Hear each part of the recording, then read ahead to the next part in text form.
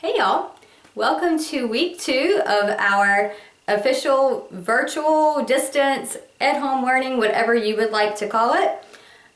Welcome to my living room, which right now is going to be our makeshift classroom with some anchor charts that should look pretty familiar to you guys because they came from our classroom and we have used them and worked with them this year. I hope that you guys were able to make it through last week's work pretty successfully without many problems. I did get some feedback from last week's video with a few people saying that it was helpful, so I'm glad that it worked for y'all.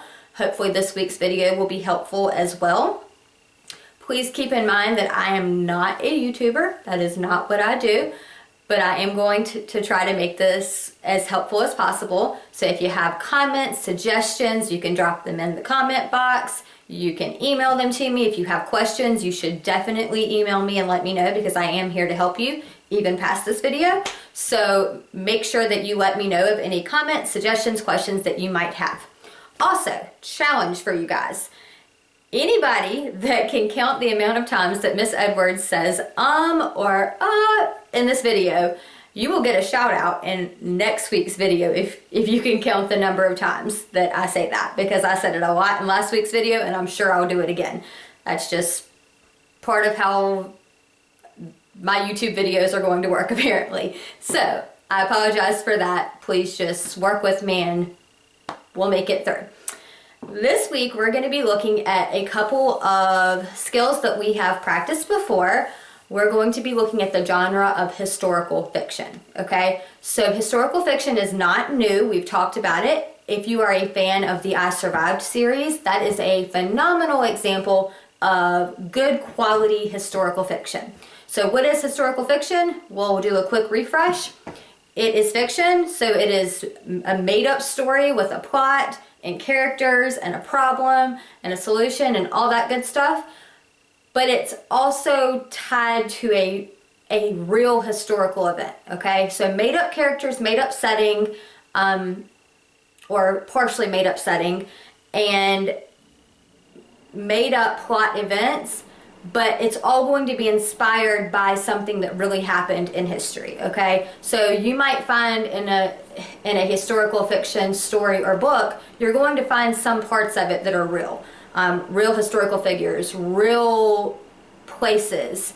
So the setting could be inspired by something that really happened that's factual. But the story itself is going to be fictional, made up by the author, inspired by true events. So that's going to be our story in the workbook this week, is going to be based on a time period in American history that was pretty important to how things happened in our past. So keep that in mind when you are working in the workbook. Let's jump into doing a quick little review of plot. So hopefully you guys can see this pretty well. I'm going to walk you through each part of it anyway, but this is what we've been looking at in our classroom all year. When y'all came to me in 5th grade, you were used to a 3-part plot diagram. So you were used to the beginning, the middle, and the end. Throughout this year, we've talked about that a plot diagram needs to have, for 5th grade and beyond, needs to have 5 parts that we look at. So we added in 2 new parts to it this year.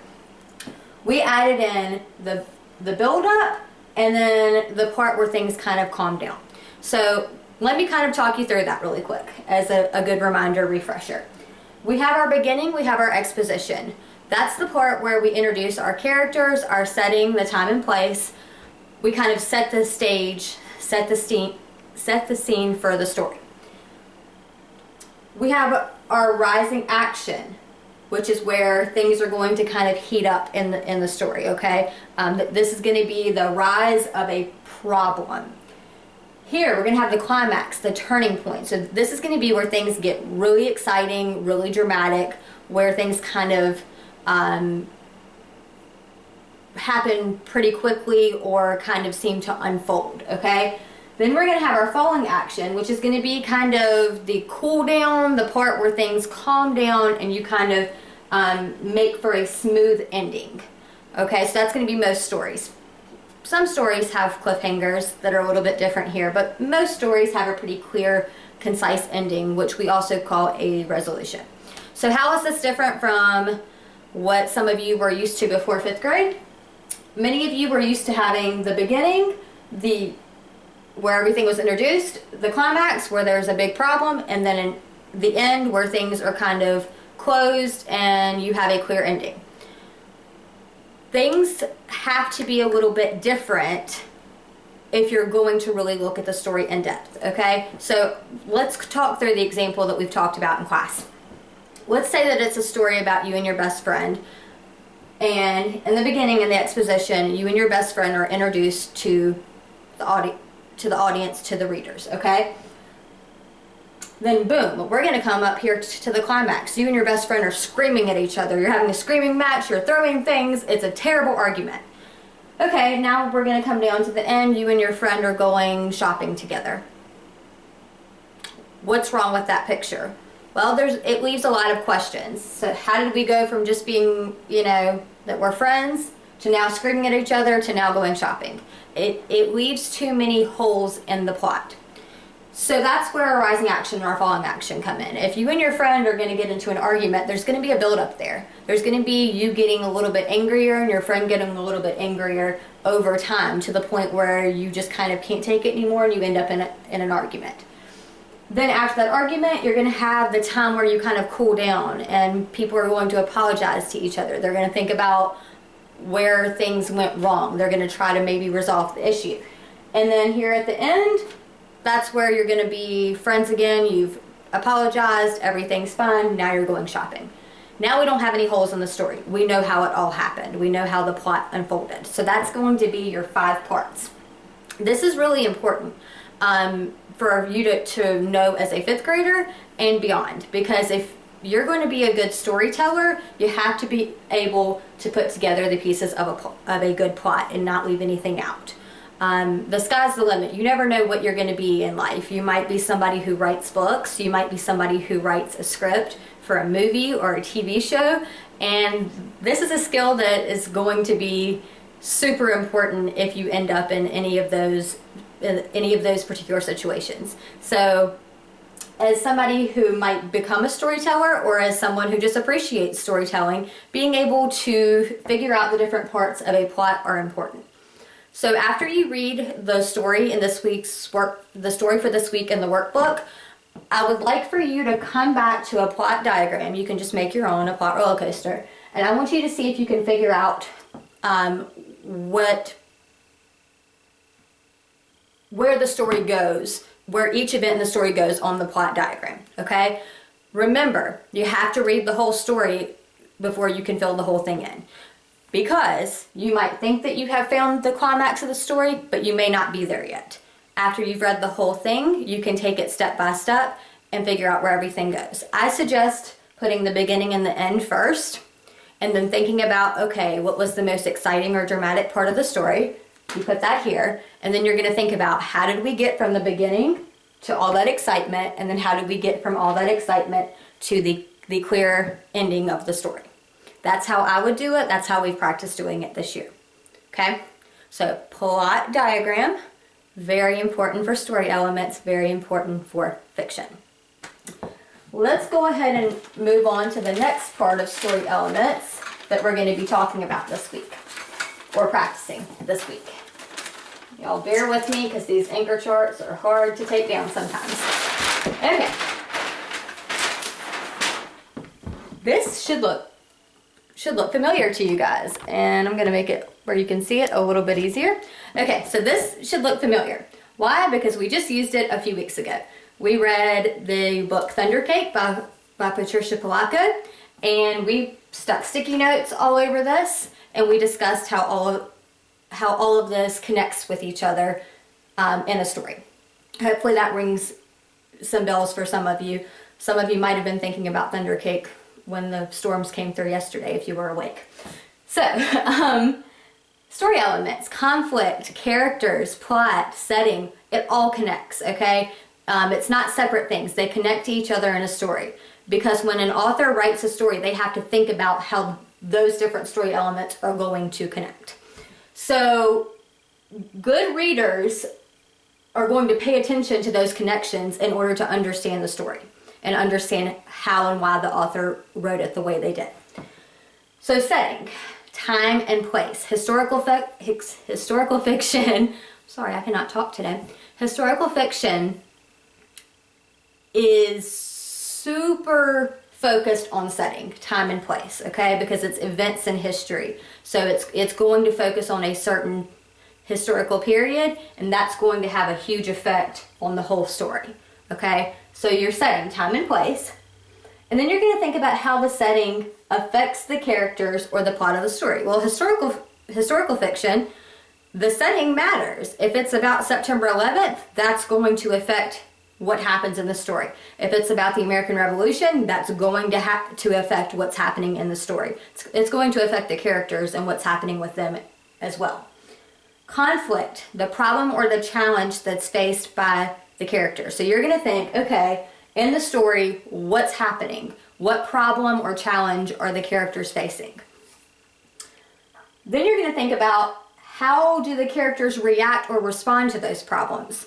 How do they deal with them? How do they change? How do the characters develop? Because sometimes the character might grow as a person, or they might change or develop in some way because of the problem and how they react to it. So you're going to think about all of these things as you're reading. This week's story is a great one for this because it really does all tie in together. We talked about in class how if you're writing a story about something that happened in the 1800s, you can't talk about that a character is looking at TikTok on their iPhone. Why? Because iPhones and TikTok did not exist then, okay? So it all has to connect to each other. It's your job as a good reader to figure out those connections and figure out why they matter and why the author connected them the way that they did, okay? So hopefully those are things that are familiar to you based on what we've already talked about, okay? So that kind of covers our story elements, our plot for this week. We're going to go over the story in the workbook as well a little bit later in the video. So stay tuned for that because I will walk you through analyzing that story as well. But this is just kind of a nice little refresh review to get it in your head before you start trying to do that. Comparing and contrasting. You guys are phenomenal at comparing and contrasting. You guys are great at spotting the similarities and the differences between things. Y'all know how to use Venn diagrams. This is a skill that you are great at. But just remember that with a fictional story, a historical fiction story, comparing and contrasting can apply to a few different things, okay? It can apply to comparing and contrasting characters, different settings, characters' attitudes or feelings throughout the story. It can apply to a few different things. So keep that in mind. You're just looking at how they are the same, how they're different. It could be comparing and contrasting the same character and how they develop. So a character at the beginning and at the end, how are they the same? How are they different? We've talked about that before. So kind of expanding on your knowledge of comparing and contrasting. The last skill for this week is idioms, which is part of figurative language. These are our common sayings that don't mean what we're saying. So when Miss Edwards tells you or has told you to hold your horses, I don't literally mean to hold your horses, right? I'm telling you to be patient, to give me a minute to do whatever it is that you're asking me to do. So sayings that don't really mean what you're actually saying. The words and their meaning have two different meanings, okay? So when I'm saying it, I don't really mean exactly what I'm saying. I'm gonna have in the video, the next part of the video, we're gonna go over a poster for that with some different examples to have that in your head. Figurative language, you have to know it. There's no getting away from it. You have to know it, and it's fun. It's really fun to look at our language and our figures of speech and why we say the things we do and how they can make our conversations and the things we read and listen to a lot more interesting. So that'll be the next part of the video. Before I switch over to the next part, I want to remind you guys that in the description, under the title of this video, I'm going to put some timestamps, which is where you can click and go straight to certain parts of this whole video. That way you don't have to go back and rewatch all of this if you don't really need to. So if there's a certain part, like going over the idioms or going over the plot or the story elements, I'll have timestamps to where you can go directly to that, okay? Because it might be that you need to come back to it later this week, so that'll make it easier for you. With that being said, we're gonna go ahead and we're gonna go straight to the idioms. All right, so let's review idioms. An idiom is a common expression that people use in conversation. The overall meaning of an idiom is completely different than what the words mean. That's a little bit of a better explanation than what I just gave you a few minutes ago. Hopefully that makes more sense. So we have a nice chart here that you can feel free to pause and come back to because it's a great one that shows great examples. Let's look at the first example. "I can't believe she lied to us," Jess exclaimed. "How do you know she lied? Do you have proof?" Bob asked. "No, but her guilt was written all over her face," Jess replied. So we have a picture that shows like the literal meaning, things written all over her face. And then we have what she actually means with the common expression. So written all over her face, when your emotions or inner thoughts are evident by your facial expression. So what she's saying may not be the truth, but her emotions are kind of showing on her face. This chart does a really good job of showing the difference between what, if you take it literally, what's being said, so that's the pictures, and then what the non-literal meaning is. So what does the person actually mean in the context of the examples that are shown? So hopefully this will be helpful for you if you're a little bit confused of what idioms are, or if you just need some extra examples to help you along. This is something that you could print out, you could pause it, however you would like to do it, whatever might be more helpful for you. All right, guys, so let's take a look at our assigned workbook pages for this week and our story that is a great example of historical fiction. I'm going to give you a little bit of a preview. I'm going to start on the page before the story actually starts. You do not have to complete this page, okay? You do not have to fill in the web, but I'm just going to give you some things to think about and set the stage for the historical time period that this story is about, because this is not something you have learned about in U.S. history yet. This will probably be something you learn about next year in 6th grade. So this is going to be about the Great Depression. That's going to be the time period that inspires this story. During the 1930s, people throughout the world experienced the Great Depression. Many people in the United States lost their jobs. They stood in long lines to wait for work. They relied on the kindness of supportive groups such as the one in the photo. As they waited, people shared stories. So the Great Depression was a time where the economy got really, really, really, really bad. People were losing their jobs. People weren't making money like before. So this affected everybody. It was a really hard time. This was a time that people had to really come together to try to survive. So my grandparents were actually alive during this time period. They were kids. So you might have some people in your family that experienced this as well that you could ask. So I'm going to go ahead and switch to the next page. This story is called The Day the Rowletts Got Their Moxie Back. Kind of a weird title, but you have to think about the time period. We're talking 1930s. So there is an essential question here that I want to go ahead and point out to you. We don't always focus as much on the essential question, but in this case, we're going to, because I think it really matters for understanding the story and keeping your focus in the right direction. So it says, how do shared experiences help people adapt to change? How does experiencing the same thing as others around you help you to get used to the things that are happening and the changes? People during the Great Depression had to work together and help each other to survive the changes in the economy and people losing jobs and all of that. Kind of like right now, we're experiencing big changes with this coronavirus pandemic. We're having to work together. We're all experiencing it. We're all living through the changes, And sometimes that makes it a little bit easier knowing that everybody is going through it with you. So we're helping each other to work through those changes. And that's because we're sharing the same experience. We can relate to each other. So that's a good thing for us to think about as we read. Just like last time, before you read, you're going to preview the story. You're going to look at the pictures. You're going to look at the title. And you're going to ask some questions based on that preview. You could also make a prediction here. It's up to you. As you read, you're going to make note of interesting words and key details. So things that just pop out at you. Words you may not know, words that you might know, but that you would like to remember, that you find interesting. And then key details that seem important, that jump out of the text at you. Okay, then you can start actually reading. So just like last week, it's going to be really important to make sure that you number those paragraphs. So 1, 2, 3,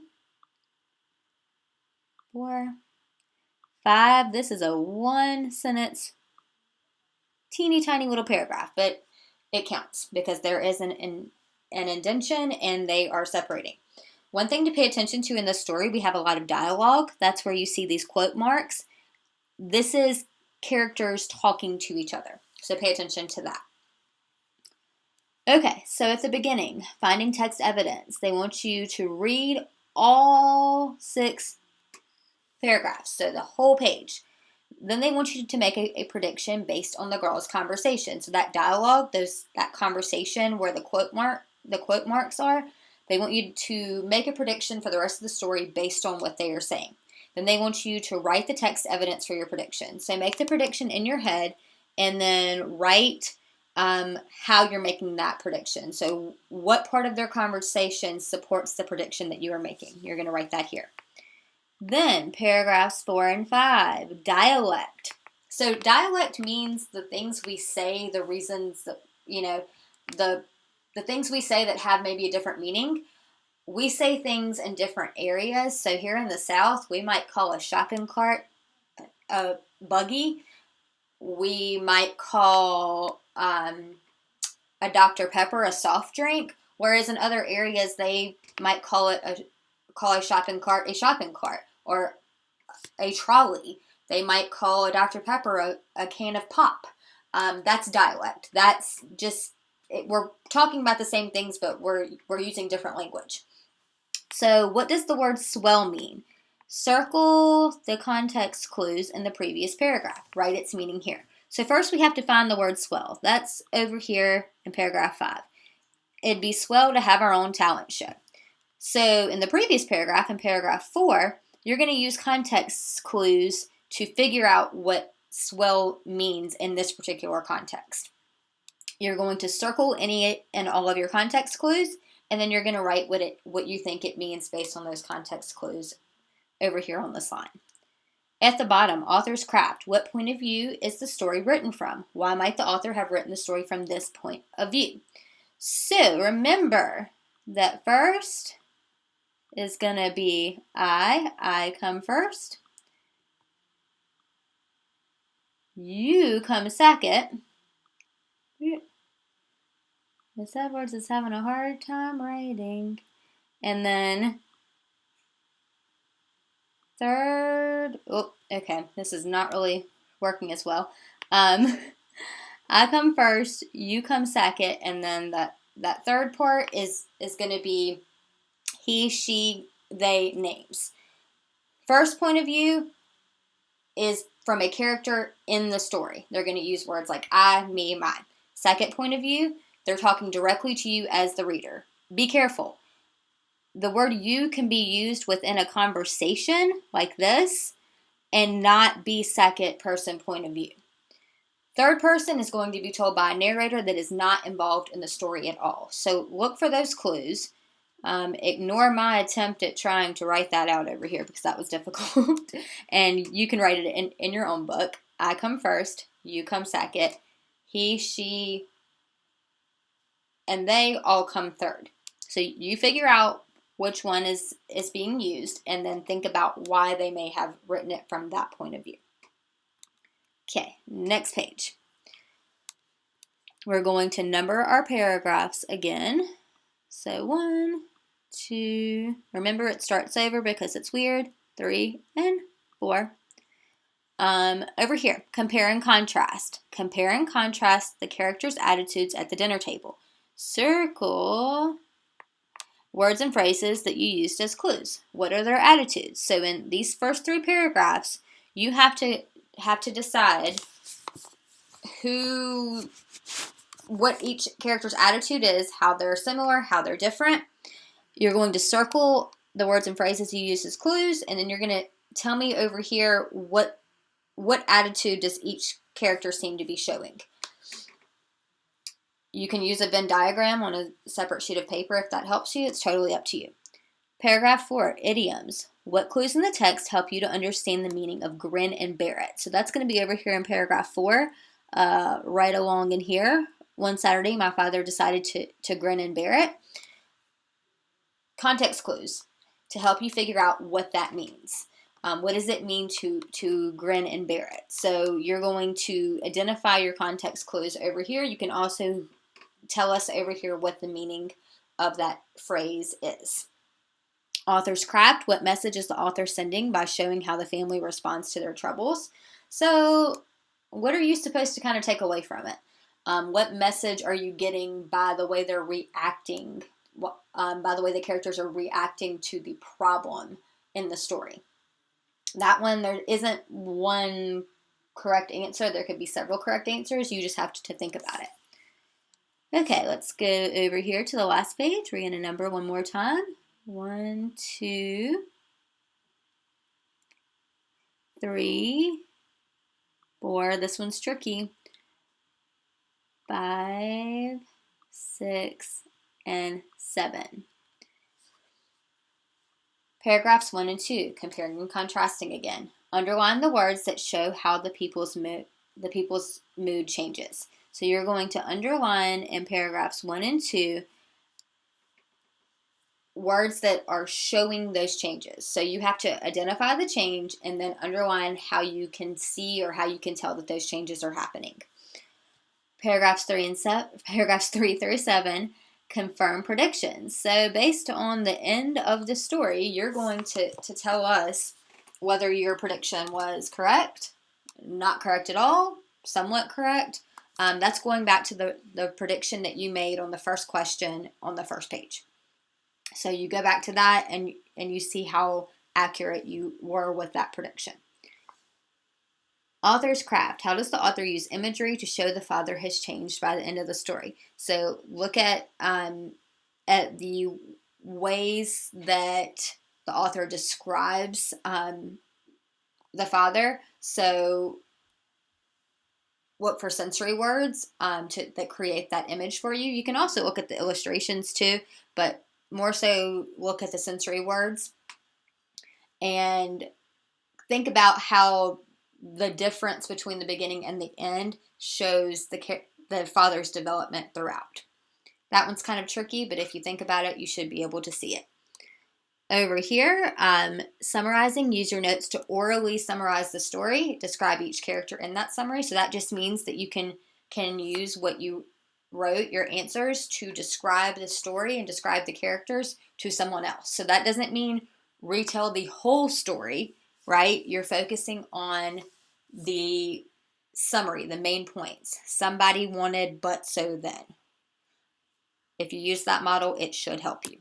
So you can do that with a sibling, a parent, whoever you would like to. Okay, let's take a look at vocabulary. These are words that are all used in the story that are highlighted. There's context clues in the story. There are also context clues in the sentence that they use for each word. So just like last week, they're not asking what the words mean. You have to figure out what they mean using your context clues and then apply it. That's for all of these. Over here to the side, we have some more practice with idioms. So an expression that uses words in a creative way.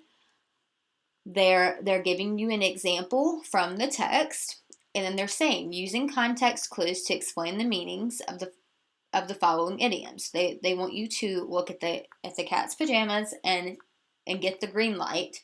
Go back to those pages, page 35, page 36. Look at your context clues and figure out what did they really mean when they used those sayings. So they're not really talking about a cat wearing pajamas. They're not really talking about getting an actual green light. You have to go back, use your context, use those clues, figure out what they're talking about in that situation. Okay. If you keep going to the next page, you're once again going to see other activities that go with the story. You can feel free to explore that. You do not have to. It is totally up to you. Hopefully this helped you with analyzing this particular story. If you still have questions, definitely contact me and let me know. All right, fifth graders, that's a wrap for week 2. I hope that this video was informative and helpful for you guys. Feel free to contact me with any suggestions, questions, comments, concerns. If you can tell me how many times I said all of the above, I am here. You can email me, you can comment in the comment section, whatever works better for you. We miss you guys. We cannot wait till we can hopefully see you guys again soon. And I'll see you on next week's YouTube video. See you later.